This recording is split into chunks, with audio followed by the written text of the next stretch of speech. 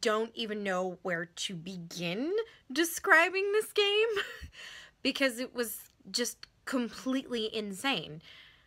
Mostly in the third period. The first period was a bit of a snooze fest. It took the Kings 6 minutes and 2 seconds to get their first shot on goal.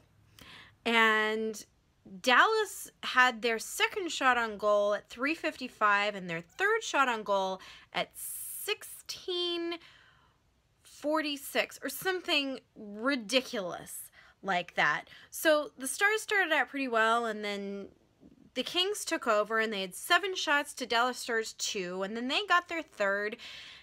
And it was one of those things where I'm sitting there and I'm looking at my season ticket friend Kelly, and she and I are both thinking 7 shots to 2. Yeah, this is about the time the Kings that would give up just an absolutely garbage goal and be losing by the end of the first period. And sure enough, it's exactly what happened. So down 1-0, end of the first period. Just very typical LA Kings. They actually come out pushing at the beginning of the second, though. It's all looking fine until we give up our second garbage goal. And by garbage goal, I mean it was just ridiculously stupid. I don't even, like, puck luck was not on our side tonight, and I don't usually like saying that, but, like, Budaj does this and stops it with his stick, and then somehow it, like, but he's doing this, like, Cirque du Soleil thing, and so he ends up on the ground. The puck ends up, instead of being batted up and out, it ends up back up and into the back of the net. So that sucked. So that's 2-0. Stars. That's when we get our first power play. Too many men on the ice. An actual gift from the Stars. Thank you. And what do we do with it? We take a penalty 30 seconds into it. Thank you, Jake Muzzin. I wanted to wring his freaking neck. Let's just say that Jake Muzzin and Alec Martinez, who are both potentially getting traded, possibly to Colorado, either before the trade deadline or once the season is over, neither one of them put up any kind of effort to Colorado. They clearly don't want to go there. We were 6-4 was the final score, and they were on ice for at least 4 of them. I don't know about the empty net goal that Dallas scored at the end, but Muzzin and Martinez should not play together. It was not pretty at all. So anyway, Muzzin takes the penalty. We have 30 seconds after the end of 4-on-4 where we're technically shorthanded. So Stars guy comes out of the box. Drew Doughty has the puck, and he sees that, and he kind of skates back a little bit, sees that there's a change going on over here, realizes that he can kind of waste a bit more time while the Kings are changing, and is about to clear it when he sees that Tanner Pearson is right there open. So stretch past to Tanner Pearson, who then kind of, and Dallas is not really expecting that, I think. I think they're expecting for him to clear it, and then they'll take the, 20 or so seconds that are left and try and do something with it. So they're not really on top of Pearson or Shore.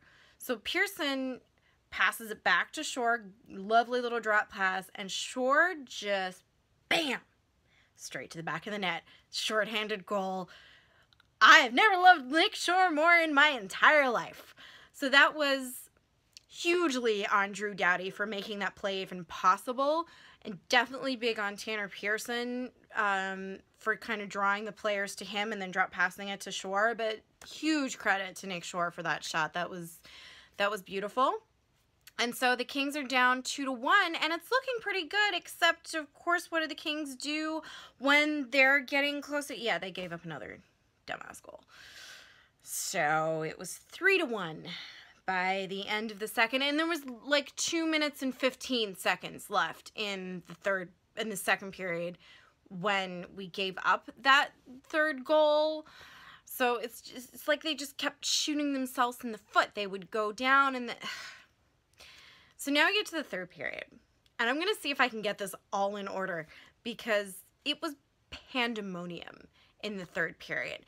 So first thing that happens is about 50 or 47 seconds into the third, Drew Doughty gets slashed, And it's pretty bad because he was still trying to skate it off a couple of, I mean, even 30 seconds into the power play that the Kings had from that. It took like 42 seconds for us to even get the puck basically in the zone to be shooting. So it didn't look like it was going to be very good, especially when Dustin Brown gets behind the net and he passes it to Nick Dowd. And like Nick was here, and I think it was, there were two like Kings defensemen right behind him, and all three of them just looked at the puck go straight down to the end of.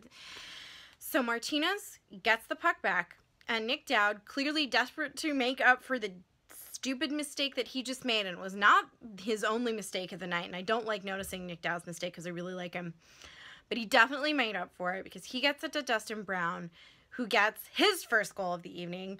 So exciting to see Dustin Brown score. Oh, thank you so much. It was wonderful, and the Kings are back within 1. 3-2.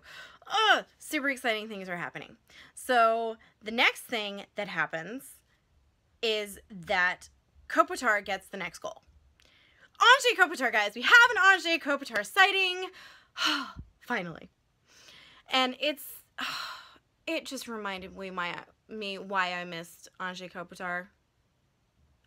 Shoot, I'm totally missing. We went down 4-2 before we then tied it back up. My bad. Like I said, it was just absolute pandemonium, so I'm probably not going to... So, yeah. Brown goal. We gave up another goal, 4-2, immediately after, because of course we did. And then, so then Kopitar gets his goal, and then it's 3-2, and then we get a power play, and we get our 4th goal, and we've tied it up, and this one is Drew Doughty, of course, because Drew was absolutely stepping up on the ice tonight. I love seeing Drew Doughty play really well, guys. It was an accurate Drew Doughty shot. Ah, happiness. So Drew ties it up with the 4th goal. And have I mentioned that this is all happening in the space of about 5 minutes? It's the first 5 minutes of the period that this is all going down. So there was like 5 goals scored in that amount of time. It was like mass pandemonium. And so it's 4-4, and there's still so much hockey to play. And at this point, I'm just thinking, okay, just hang on to the lead.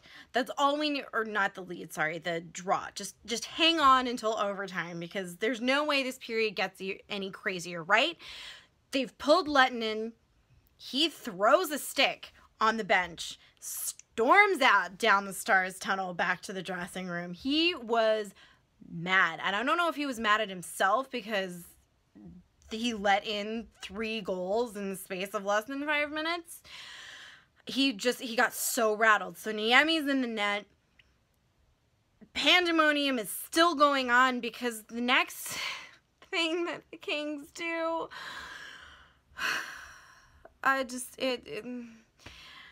Budaj apparently learned how to stick handle for Jonathan Quick as well, and of the many things I love about Jonathan Quick, and there are plenty, stick handling is not one of them.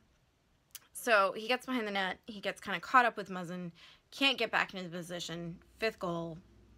Like, it wasn't even a minute, I don't think, after we had tied it at 4-4. If you're scoring 4 goals in a period, and if you're scoring them from 4 separate people, which is awesome, that means, so Shore's line was kicking in, Kopi, Doughty, like, all these players are kicking in and doing their job. We should be, and the Kings are not usually a team that gives up 5 goals in a game. That's not the LA Kings style. But like I said, of those 5 goals, 4 of them on the ice were Muzzin and Martinez. And for 5 of them, there was Budaj. And it was just not their nights. Which is so upsetting because everything else was swinging the Kings' way. I'm going to be really bitter about that goal for a long time. It was... So anyway, the Kings can't ever quite get back the 5th goal that they need. And they shouldn't have been asked to, honestly. 4 goals. That's huge. That's amazing for the Kings. And still, There's like a minute 14 left. The face-off is down by the Dallas zone, so they pull Budai and oh, not Budai. Oh my God, this is how much chaos happened in that period. Sutter then pulls Budai after that 5th goal, and Jeff Zatkoff goes in for about 15 minutes. It wasn't immediate after that because Sutter said that he wanted Zatkoff to like warm up a little bit. He said, you know, like next break you're going in. And so you could tell though that Budai needed to be taken out because he lost his stick again and he was really rattled. So Zatkoff is in. He has a perfect game, which didn't really matter because we couldn't get that 5th goal to bring it to overtime. Not surprising. But what we did do right, we did really well, and what we did wrong, we did really, really badly.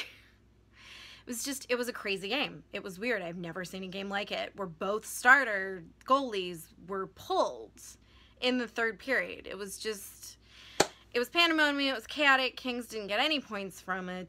But we did get our Chris Sutter dance cam, bringing sexy back in the way only Chris Sutter can.